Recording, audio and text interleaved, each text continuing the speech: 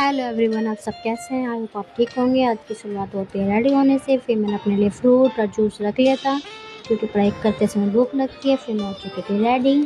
अब रेडी होते होते मैंने सुना एक अच्छा सा सॉन्ग, ये देखिए। अगर आपने ये सॉन्ग सुना है तो कमेंट में ज़रूर बताएं, अगर नहीं सुना तो सर्च करके लिखें। अब गाना सुन लिया है तो अब चलते हैं ऑफिस। ऑफिस पर हम पहुंच चुके हैं।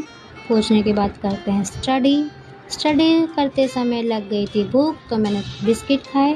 अब बच्चों को ट्यूशन का टाइम हो गया था तो ट्यूशन पढ़ाया। अब हो गया था घर जाने का टाइम। सब बच्चों को छुट्टी करने के बाद मैं निकल चुकी थी घर जाने के लिए। घर जाके मैंने क्या देखा, ये सब लोग तो छोले भटूरे खा रहे हैं। मिलके खाए छोले भटूरे, सब लगे हुए हैं खाने में।